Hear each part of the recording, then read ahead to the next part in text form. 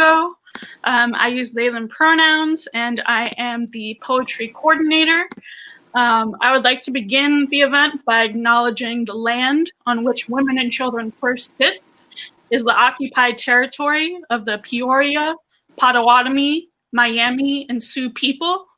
There are over 75,000 Indigenous people of many nations living in Illinois.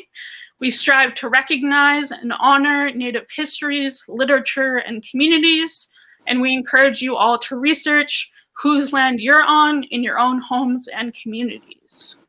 Women and Children First bookstore, our doors are open. We're open weekdays 12 to 6 and weekends 11 to 6. We have limited capacity to 12 people. Masks and using hand sanitizer at the door are required. We are also doing a ton of online orders that can be shipped anywhere across the country. And we're holding a ton of virtual events like the one tonight, which are all listed on womenandchildrenfirst.com. Our next event is a conversation with Lindy West and Samantha Irby, who will be discussing Lindy's new book, Shit, Actually. I'm sad to report that event is sold out, but we often, with all of our events, including this one, we post the recordings on our Crowdcast channel, so you can watch past events. After tonight's reading, you'll be able to share the link with people. And, you know, I'm really delighted and proud this evening to be celebrating 3 of my pressmates, 3 Sibling Rivalry press poets, Ulanday Barrett, author most recently of More Than Organs, Amir Rabiyah, author of Prayers for My 17th Chromosome, and Bradley Trumpfheller, author of Reconstructions. All of these books you can buy with the little green button underneath your screen. I am now going to turn it over to our first reader, Amir.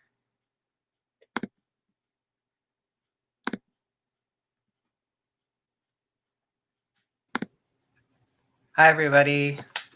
Thank you so much for turning out tonight and for being here. I'm just going to read 2 poems for you this evening. One is a shorter poem and one is a longer poem. This first poem is called Escape Artists. I left one world and then I came into another. I was premature, so they boxed me in for safety measures. I was much bigger than expected, especially for someone born so early. When I asked my mother how long I was incubated, she said, I don't know. I'm not good with time. My first, most intimate contact was with a box. Later, I would become obsessed with magicians.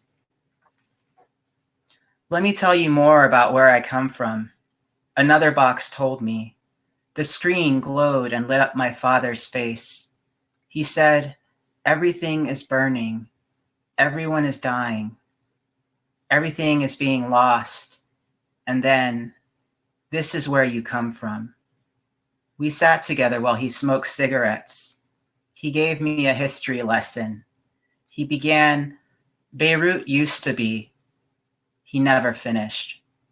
My children are so American, he said to the bedroom, while I was in the bedroom. I come from a long line of escape artists. When I was a little girl, I really liked David Copperfield because he got out of a box all chained up while dunked inside a giant tank. I thought he looked pretty when he wore makeup. I thought he was cool and tough because of how long he held his breath underwater. I used to time myself to see how long I could hold mine. Many swimming pools kept count. I remember when I broke 1 minute, 1.5, then for 180 seconds, I was invincible. My father called me his little fish. I said, no, I'm not a fish. I'm a dolphin. To prove my point, I spat water out of my mouth. I put my hands together and made flippers and splashed and cried out that noise dolphins make when they are playing, when they are trying to communicate with someone they love. So that was my first poem. This next poem is called Into Soon the Sky, which is a line I pulled from a song by Anthony and the Johnsons called Bird Girl. Into Soon the Sky. She grows wings to fly over the wall built through her country. Wings, hues of sunsets. I ebb with her. My bones lurch when feathers break. My skin. I dream of cement each night, the dust of rebuilding. She soars into the sky so we can meet into the clouds and kiss our way back to our childhoods. We turn an olive tree into a straw to drink up the Dead Sea. She tells me it's possible to have a tower inside of yourself, a militia inside your marrow. We dress our own wounds before we undress each other. I grow wings to fly over the wall, my body one piece of strong and delicate science, intuiting pilot, muscle memory, migration on recollection. I watch her gain momentum. I watch her soar. I'm not afraid of her abandoning me. I know she needs to go higher before she can come down again. 2. We flap our arms until they blur from the dawn into the dusky hues of sunsets, our weight becoming weightless. She sees me watching her, sends a bird song down my throat. I sing her song back to her, so she knows I have not forgotten her. For so many nights we have dreamt of cement. So many nights we have dreamt of one another's face, smelled the dank odor of rebuilding after fires, after missiles cruising. We have inhaled the sorrow that comes with piles of missing. For so many years, it's been difficult to think of butterflies when caterpillars tear through houses as easy as leaves. Maybe this is how we learn to feed ourselves, though we still chirp to each other, please, wake me gently in the morning. We have had to grow wings, she said, not to escape, but to become ourselves. At noon, we meet in the clouds. She takes a branch and turns it into a straw. We drink from the Dead Sea to replenish our tears, which have gone dry. I tell her, I have a tower inside of myself, a militia inside my marrow. She says, the army of men inside my chest are only now starting to leave. We dress our wounds. We undress each other to rest in the nest we have made. Later, she tells me to not be afraid, to fly higher. Let your inner compass lead you, she says. So intuition becomes my pilot, our muscle memory synchronized. We migrate, gain momentum. We fly to Cyprus for the evening, our wings blurring into arms and back to wings until we meld into the dusky hues of sunsets. When I grow tired, she reminds me to sing. I send a bird song to her throat, and she sings back to me, so I know I will not be forgotten. I do not miss the certainty of only having arms. We have dreamt of cement so many nights, of infrastructure hurtling from the dirt. We have dreamt of each other's faces. We have smelled the dank odor of rebuilding after fires, after missiles cruising, inhaled the sorrow that comes with piles of missing. We try to find beauty all around us, but it's been difficult to appreciate butterflies when caterpillars tear through houses as easy as leaves. Before we sleep, we chirp to one another, please, wake me gently in the morning. At noon, we meet in the clouds. I take a branch and turn it into a straw. We drink from the Dead Sea to replenish our tears, which have gone dry. We dress our wounds before undressing each other. Inside the nest, we press, feather to feather, breast to breast. She tells me she has a tower inside of herself, a militia inside her marrow. I say the army of men inside my chest are only now starting to leave. Thank you. It's my last piece.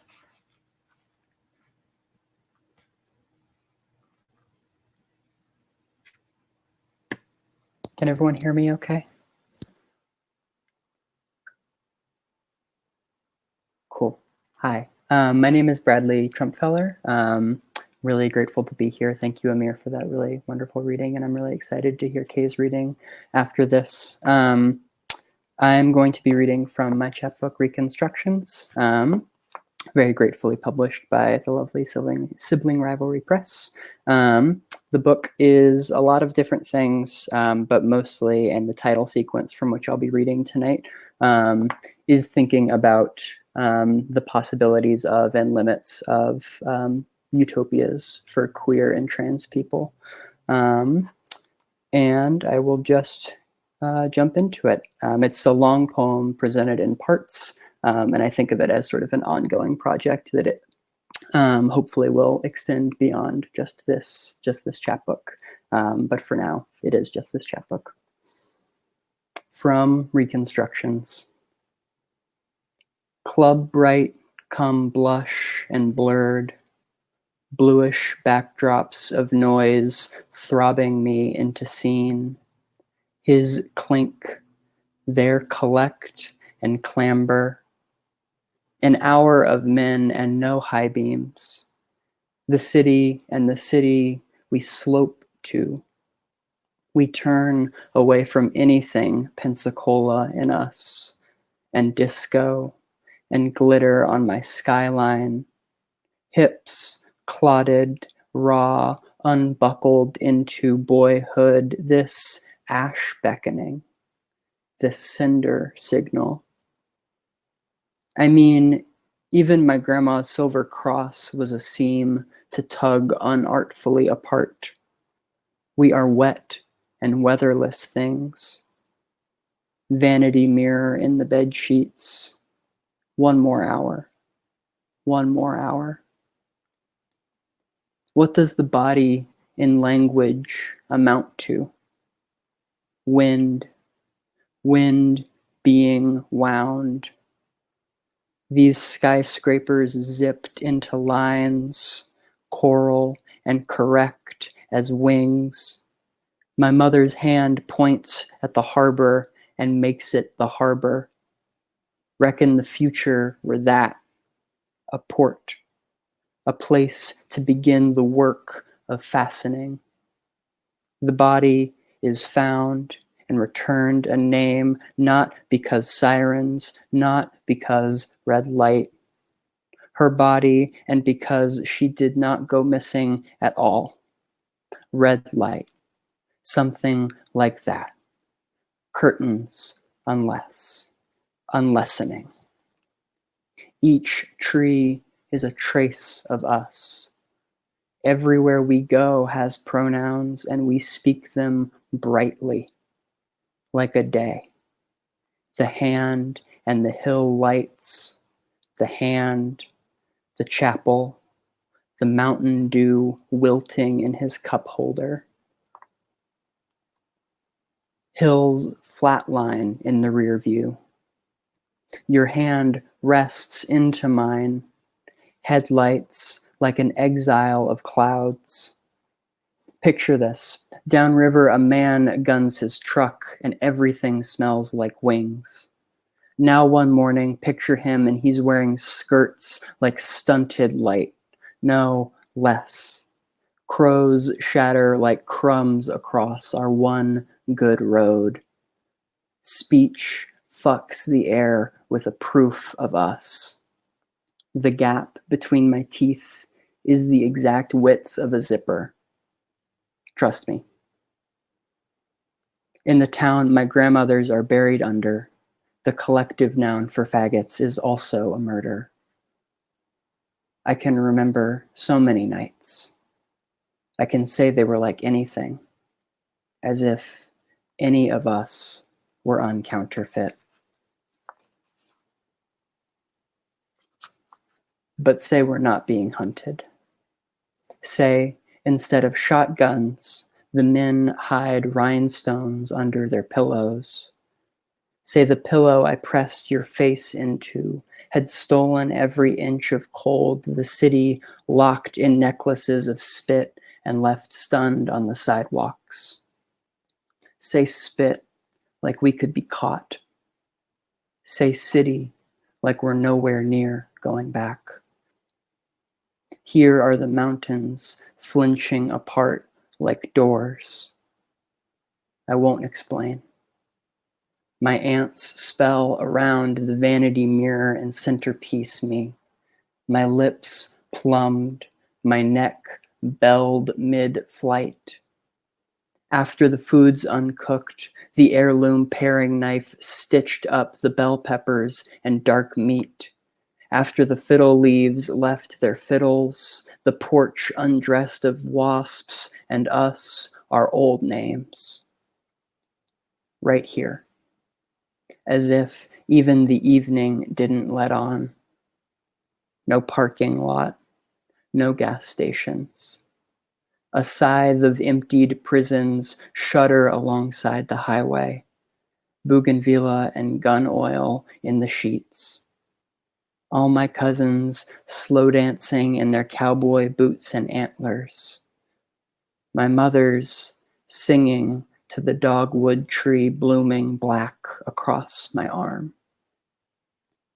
Your hand, finally, on the small of my back, without any kind of fear. This time, I'll be a girl, and you can be anything alive. Take the rope off your wrists. Somewhere far, far away from here, a star's unspooling its star-white curtain. What happens if we begin already angels? Press your ears to my wingspan. Hum a little. We are the most possible kind of daughterhood. I promise. Step into the light. Let me see the mark that our rapture left behind. Thank you. And I'm going to read, I think, one more poem of mine and then a poem that is not mine, but a poem that I like all the same.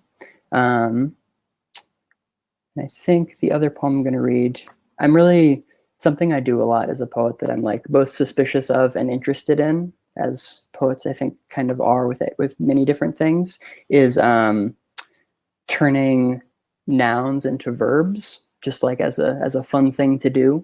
It's a trick that I rely on a lot. And I wrote a poem sort of about maybe why that might be, and thinking what it might mean to turn a noun, a fixed thing, into a verb, which to me is sort of a more active thing. So there's a poem called "Do You Kiss Your Boyfriend with Those Verbs?" Nothing worth saying stays still long enough to say it. Moons, moon, and giggle, while whole flocks of I statements cartwheel into whatever city signifies this second, which it will never mean again, not even now. Now is the word we use to forgive ourselves for the future. Instead of air, say airing. How you looked after you piano keyed my arching. And wouldn't the stars starry that way? And wouldn't the science of it screech, taxing and pyramidic, snap bracelet shuddering? Wasn't that the water of it? You husked and yesterdayed. Instead of loss, say, every day we are moving closer to when getting out of bed seems possible. Instead of draw the curtains, curtain up, drawn into fielding.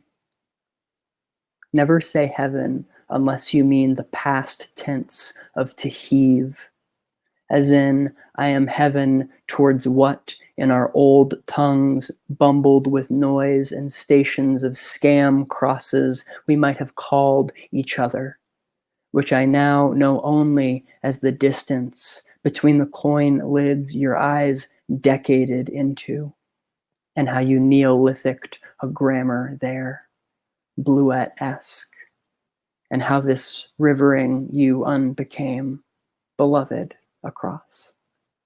Thank you. And then I'm just going to read one more poem tonight. It's a poem that I love a lot, and I saw some organizer friends of mine read this poem out loud in a sort of incantatory way during the protests earlier this summer that are still ongoing. And it's by the British radical poet Sean Bonney, who's also a favorite poet of mine. And it's called ACAB, a nursery rhyme. And this will be the last poem I read. Thank you so much for being here, everybody. Really appreciate your time and attention. ACAB, a nursery rhyme. For I love you, say fuck the police. For the fires of heaven, say fuck the police. Don't say recruitment, don't say Trotsky, say fuck the police. For alarm clock, say fuck the police. For my morning commute, for electoral system, for endless solar wind, say fuck the police. Don't say I have lost my understanding of my visions. Don't say that much maligned human faculty. Don't say suicided by society. Say fuck the police. For the movement of the heavenly spheres, say fuck the police. For the moon's bright globe, for the fairy mob, say fuck the police. Don't say direct debit. Don't say join the party. Say you are sleeping for the boss, and then say fuck the police. Don't say evening rush hour. Say fuck the police. Don't say here are the steps I've taken to find work. Say fuck the police. Don't say tall skinny latte. Say fuck the police. For the earth's gravitational pull, say fuck the police. For make it new, say fuck the police. All other words are buried there. All other words are spoken there.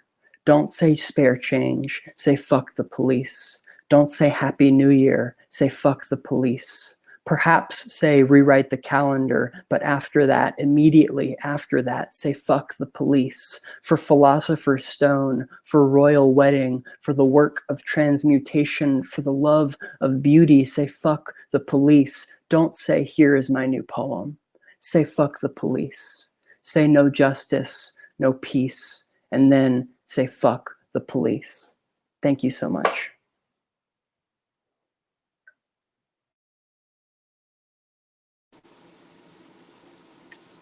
Hey, everybody. Thank you, Bradley. What? Can y'all hear me?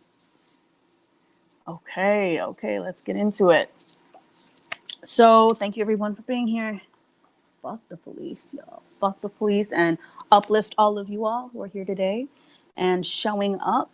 And here we are. So this is for my aunties. I don't know how many of you all are aunties, but when I think about collective care and mutual aid, that's who grew me. So, okay, Ulanday, Barrett, pronouns he and they. Aunties love it when the seafood is on sale. In the summertime, the women in my familia spin sago like planets. Make even Saturn blush. They split the leaves of kangkong with river bed softness. They are precise. Measure rice by palm lines with laughter in seasoned broth made from creatures' last gasps. You'd swear they were teenagers again. Talking gossip, stretching limbs, elastic, durable, like seaweed. Come dinner time, skilled mouths slurp over domes of shrimp and crab. This is not a vegan poem. They prize the fat. The angles of their teeth splinter, claw snap, sinew dip tart into sweet, then back again. Bitterness balanced, succulence on succulence is to find flesh from even the smallest of spaces. Women who swallow whole, who make a pile of bones, who suck teeth, and taste every morsel until all that is left is a quiet room and shells of what once was.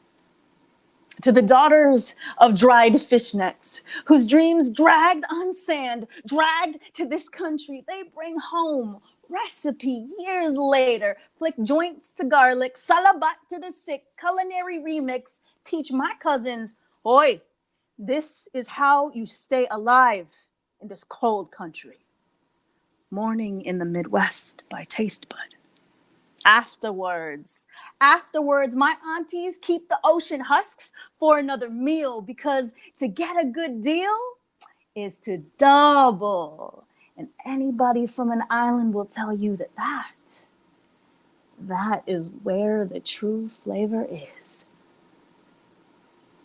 And what is hunger anyway, but the carving out of emptiness?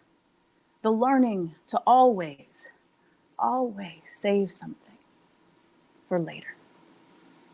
Thank you so much. All right.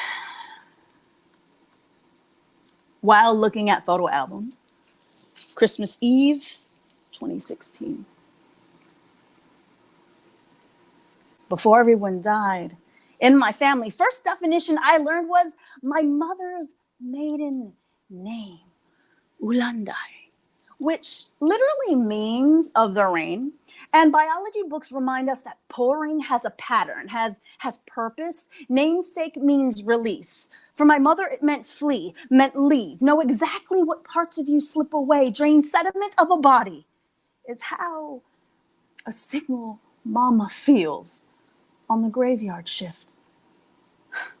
Only God is awake is where my family banked itself. A life rooted in rosaries, like nuns in barricades scream, people power. One out of 5 are forced to a new country. The women in my family home, in my heart, like checkpoints, which is what they know, which is like a halt, not to be confused for stop, which is what happened to my mama's breath when she went home. For the last time, I didn't get to hold her hand as she died. She said, I said, I tried. Just translates to, I couldn't make it. In time, I tell myself, ocean salt and tear salt are one and the same. I press my eyes shut. Cup, ghost howl. Cheeks splint, wood worn, which is to say, learn to make myself a harbor. Anyway, once I saw a pamphlet that said, what to do when your parent is dead. And I couldn't finish reading, but I doubt it informs the audience about what will happen, which is to say, you will pour your face and your hands and smother your mother's scream on everything you touch. Turn eyelids into oars. Go, paddle to find her.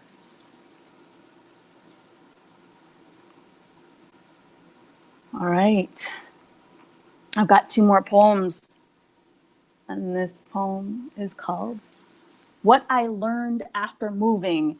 This is also a Saturn Returns poem. So for those of you from 27 to 31, this is that, oh shit, I'm lost poem, sending you all care during a pandemic.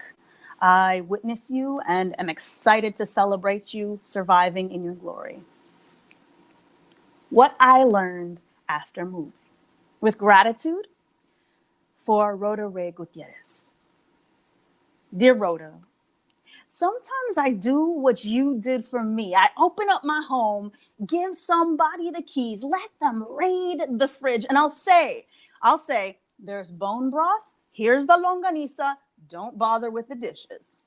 Like a real grown-up. Dear Rhoda, when I said I left the Midwest for poetry, I meant I was closer to the ocean now and always closer to drowning, but mainly I just wanted to enter a force that was bigger than whatever I grew up with.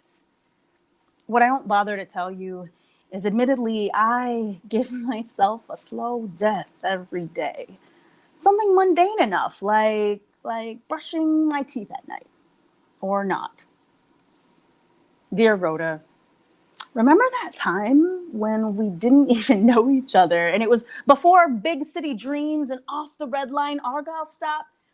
We went to a restaurant, pointed to a brute photo and ordered the biggest, dungeness crab. This was before the dead mom, the frantic burial, me crying in living room, your hand pressed on every syllable, on every exhale. In a mentor, you want someone who can dig through the cracks, someone unafraid of splinters, someone who can find grace in the pungent, meat under the nails, still with a smile like a sunset. And what is almost as good as that? I now live in a wave of people up to the ears in emotions. Empathy on the C train is a thing, and therefore one cries about belonging nowhere, never belonging anywhere, which is what exactly makes a true New Yorker, or at least a tolerable transplant. Thanks to you, in a different area code, when the empty house becomes pages onto the floor, I cook myself something from the Atlantic, something to remember us, something that needs both hands. And I let myself feed what could be considered sloppy, I think, undulation. I think, don't be afraid to let that steam rise. Allow this craving, the kind of cause that makes a person just want to lay down, makes a person just want to live in it. Thank you so much, y'all. I got one last poem, and it's not from this book, which is More Than Organs. It's for a new book. Who knows where she'll go? Apparently, the book's pronouns are she. We'll go with it. Last poem. Thank you, Women and Kids First. And thank you, H. Melt and Bradley and Amir. Sick for Sick, a love poem.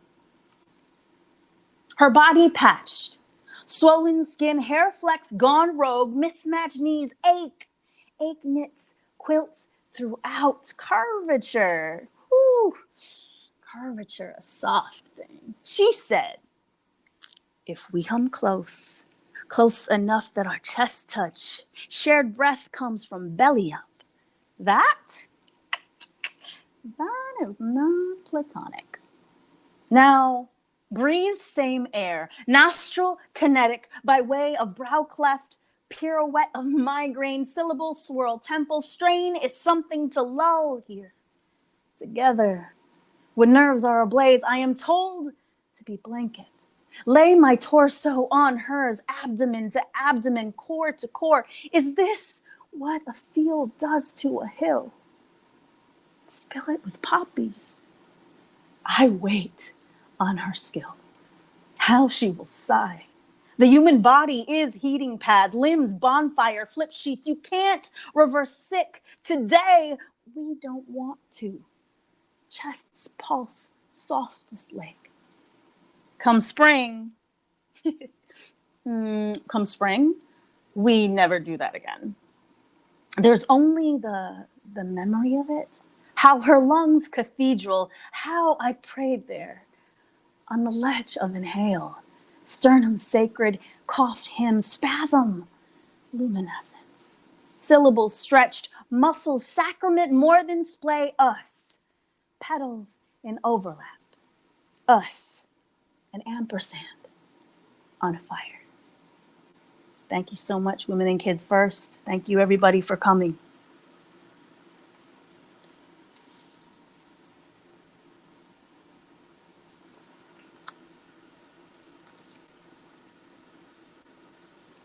Got all the faces. All right, y'all. Thank you for reading and sharing your work with us. Just a small note for everyone. One of the downsides of Crowdcast is that they do not yet have closed captioning But immediately after the recording, we will be posting this to the Women and Children First YouTube page, and there will be closed captioning available there. So just wanted to make that note. We're going to transition into some conversation and question now. You can drop a question in the chat for any of our readers. There's an Ask a Question feature in Crowdcast at the bottom of your screen as well. I'll kick it off while people in the audience think of questions. Kay, thinking about your first poem, especially in several of your pieces, food is such a presence in your work and in your life as well. Can you just talk about your relationship to food and how it shows up in your work and in your life? Yeah, I think Midwest portions are a thing, right? So I grew up super hybrid, eating American food, Filipino food, Korean food, et cetera, Black American food. And I think that the ways in which I've survived really support the ways in which we've nourished ourselves. Like, if you think about diaspora, or you think about, for me, like my family's migration, they learned how to cook their food from materials and components from a totally another place. And in essence, isn't that what trans people do or non-binary people do with our genders, right? And with our lives. And so for me, those things are very kindred. Also, food is one of the few things in this pandemic, before and likely hopefully after, that keep me happy. I don't really know what else gives me that kind of jubilation. It's like sex and food are the only things that use all of our senses.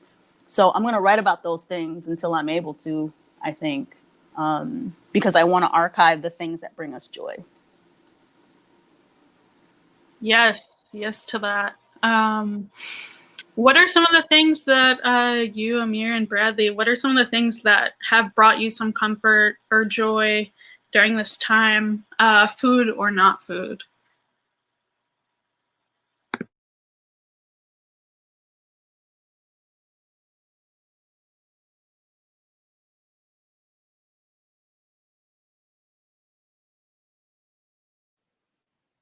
It's a really good question. And I'm like, I'm a little disconcerted that an answer isn't like readily coming to my mind, right?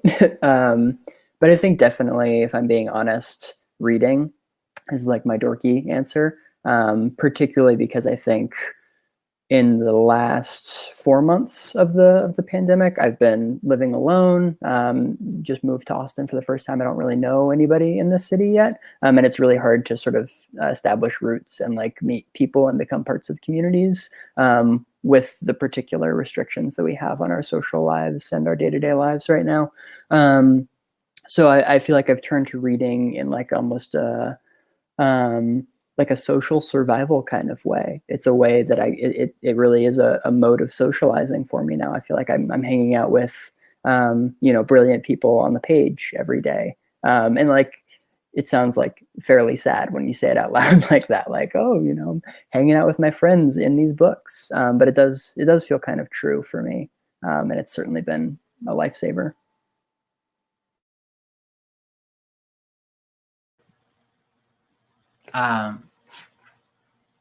Apart from the people like in my life, and which of course bring me joy, I would say spending time with cute animals and getting like just like that like unconditional love from pets, and that's been good. Also books for me too, and cooking. I've been doing a lot of cooking and baking, so that's been great too. I'm definitely interested in what folks are reading right now, if anyone wants to answer that.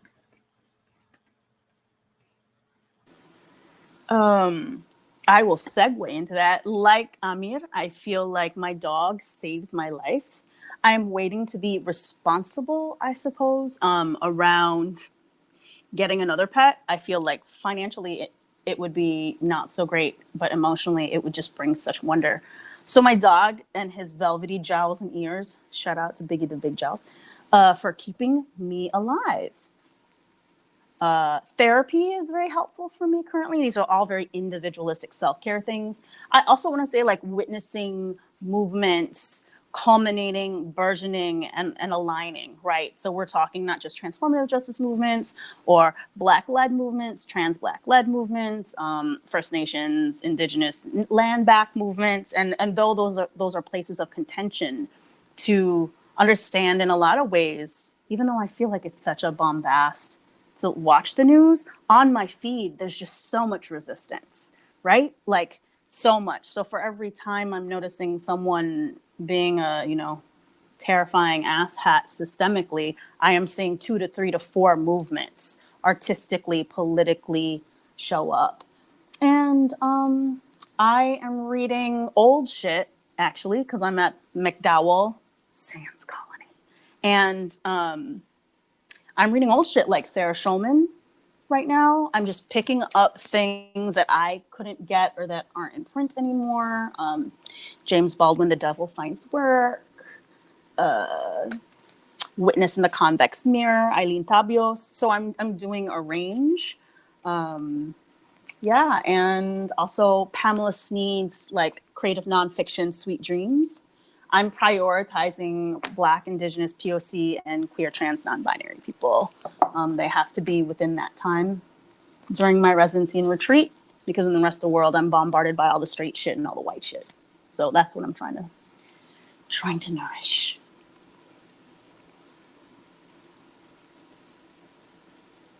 I've been reading a lot more, I think, relatively to other times of my reading life, a lot of science fiction, fantasy, like speculative fiction, particularly by Black authors, queer and trans authors. I just purchased N.K. Jemisin's 5th season trilogy, which I've heard incredible things about, but I have not, unfortunately, had the time to read. So hopefully that'll be next up. But I think I just finished rereading one of my favorite novels of like ever. I don't know. Like it's up there. It's called Confessions of the Fox by Jordy Rosenberg. Jordy is a trans writer, and he is doing this like speculative fantasy historical work around 18th century London. So it centers on a trans jailbreaker who is sort of like cataloging his life and his escapades against the state, but it's sort of presented in this mode of like fake autobiography that is then annotated by like a contemporary trans like scholar who like finds this in the archives and is sort of like, oh my God, there's evidence of like a trans man in the 18th century London. This is archival material that we are not told exists. And so it's sort of struggling against that that lie that we're told that trans people don't exist in the historical past. And imagining alternatives to that we know are there, but because the archives are this violent structure, we do not actually have the access to that. We have to do the work of imagination. And it's a lot of different things, and I don't want to spoil the book, but it ends up sort of becoming this like very beautiful and moving like abolitionist document that I think is really wonderful that I loved. So that would be my reading recommendation of the night. Yeah, I've been reading a new book, Mutual Aid by Dean Spade. Just came out this past Tuesday. And I recently read How We Show Up by Mia Birdsong. Both books really rooted in community and rooted in how, we can show up for each other and how we can like destigmatize asking for help, especially in non-traditional ways. Amir, kind of speaking to your question and also what Kay has been reading, are there particular authors or poets or books even that you all consider as like classics? I've been thinking a lot about like what queer and trans classics look like. So if you have any thoughts on that. Wow. I'm always going to throw around Leslie Feinberg. I'm always going to throw around. I just feel like, it was one of the first fucking things I read, just real talk. And Kate Bornstein, one of those two people. But I will say that a book that really embraced all that I was Brilliant Imperfections by Eli Clare. I really thought that Eli Clare, with disability, justice, and understanding of body, mind, and also being a hybrid text, right? Like not just poetry, not just essay, not just theory or historical frame.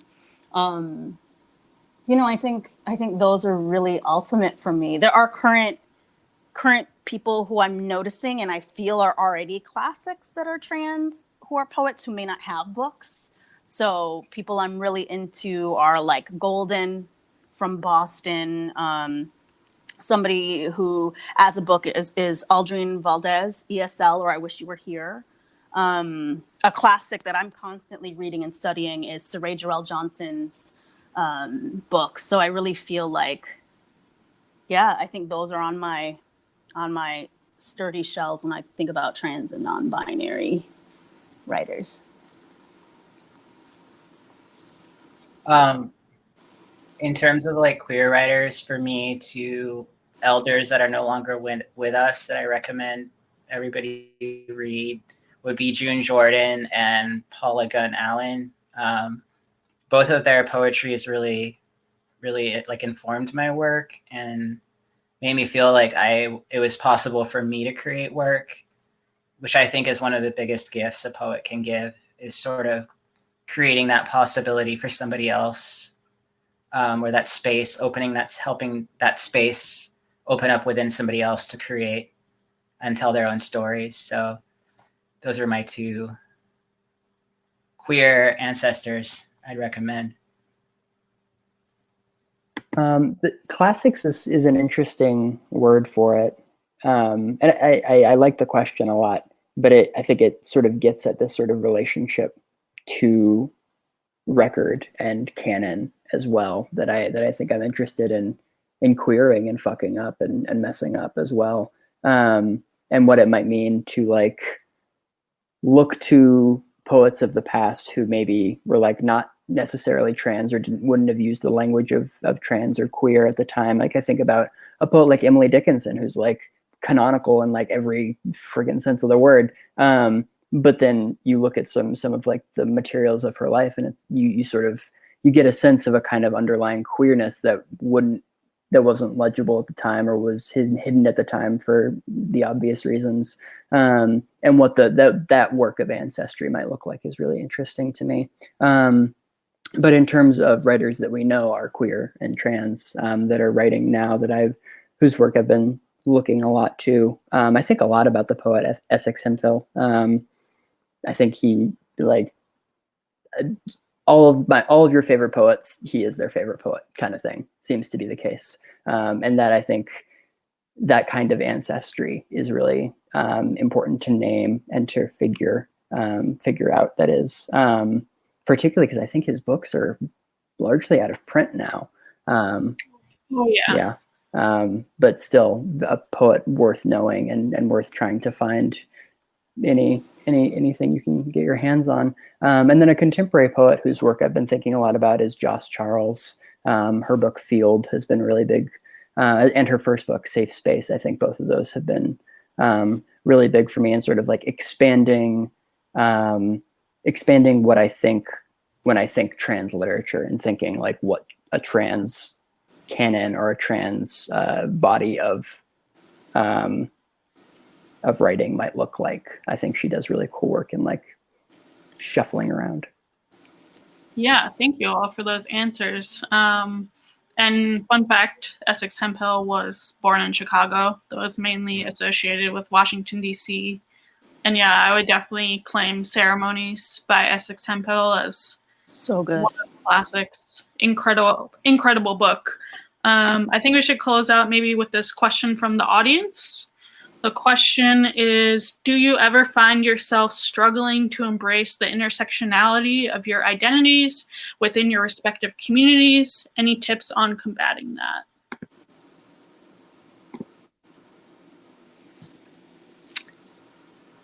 I could go. I feel like I'm I'm always asked, and I can't see the chat, so I don't know who it's asked. But when I'm in audiences, it's usually like a white cis woman who's like, don't you feel you're isolating people from your material because, you only talk about these things? And she's pointing out, in these conversations that I'm holding and that I'm embodying, it's like I'm trans, I'm a person of color, I come from working class, poor houselessness, I come from a family of migrants, mixed-sex migrants, I'm a dog lover. So for me, it's not an isolation, but more so I'm like, that coupon, when you get a coupon and it's a 2-for-1? I'm like a 5-for-1, right? Like you get all of those things. And I think I never want to tell people what to do to hold all their pieces and their embodiments, because I want to honor people's safety and access to things given on how we are.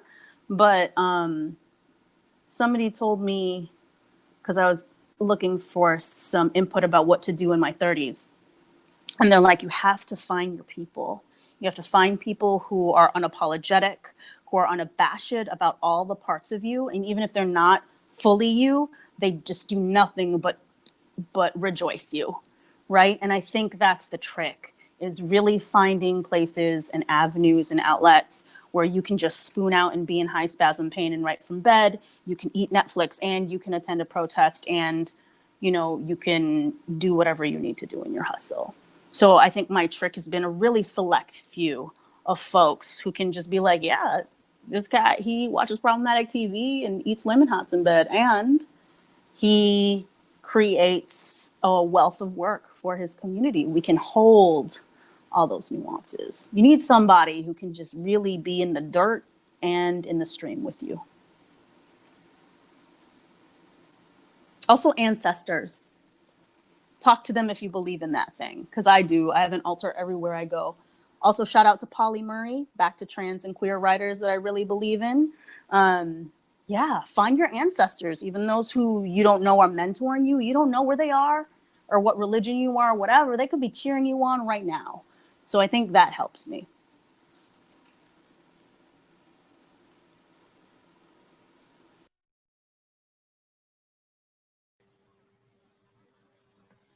I would say, like, be patient with yourself and take your time. It takes time to like feel comfortable in your skin, and it takes time to sort of embrace yourself. And I think also, just like, if you're asking, I'm not sure if you're asking specifically with the creative work, but me kind of moving away from trying to prove to people that I'm a human being, like moving away from just like focusing all my energy on being like, I'm a human being. You should respect me because I'm a human being because of all my marginalized identities. Like, that's taking all my energy away. Like Toni Morrison has a really good quote, something about that, where it's there's always going to be people that are going to try to find a reason to kind of hone in on whatever part of you that they don't want or they don't like. And so just to kind of, put your energy towards like the beauty you want to create around you and in your life. And like Kay was saying, like, find your people and just like focus your energy on that. And then everything else falls into place. Yeah, I would echo what Amir and Kay have said for sure, particularly in terms of asking the question to whom you want to be fully legible, right? Because I think, especially for queer and trans people, legibility itself becomes in some ways, when it is, there's a way that it can be demanded of us and as a form of violence, right? And a certain kind of visibility in that sense becomes a form of violence when it's being demanded of you and it's not something that you are actually offering, but is being taken from you, I guess. And so I think about that in my creative work a lot, just in terms of what I want to be clear and what I don't want to be clear, but yeah, beyond the creative aesthetics side of it, I think I would just agree. It's really a matter of finding your people and letting you know, letting people find you as well, I think, is also part of it. And finding you where you're at, and it's not a matter of you sacrificing a part of yourself to meet someone where they are, but saying like, this is my full self. These are all of the things that I am. And you can come with me. Yeah, it's an open door, but you have to come through the threshold. You have to cross over with me. And if someone's not willing to do that, you know, that's not really what community is about to me.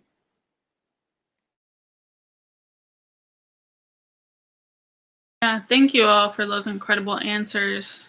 I think there's something to that changes within creative work and, you know, within your poetry when you kind of allow yourself permission to stop, right, explaining to an imagined, like, dominant audience, or an audience who you know is intent on, like, tokenizing you. And I found that shift in my own work to be really, really healing and helpful. And yeah, focusing on joy and like communal strength has been really helpful to me. Before we end the reading, I just want to give you all space, our lovely poets tonight, that if you have any questions for each other or anything you want to say to each other to close out, I just want to give you all that space. I just want to say thank you. Thank you to UK and to you, Amir, and to you, H, for hosting this tonight. This has been really wonderful.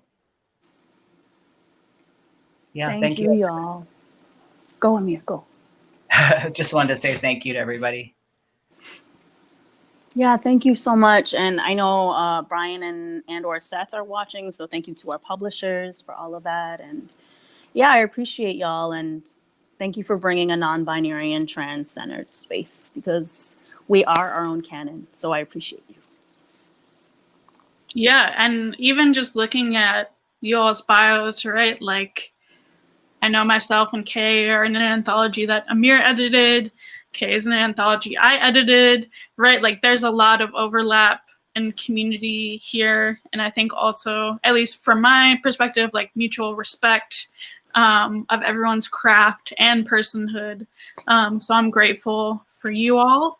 I think that is about it for me and for the reading this evening. I want to say thank you to everyone attending, everyone tuning in. Again, right after the reading ends, the link to the full video will be shareable from our Crowdcast channel. Feel free to spread that around, email it, tweet it, whatever, with whoever you would like to watch the reading. And thank you all so much. Buy their books, because they're all incredible. And thank you, Sibling Rivalry Press. I really appreciate you. Good night, everyone. Good night, everybody.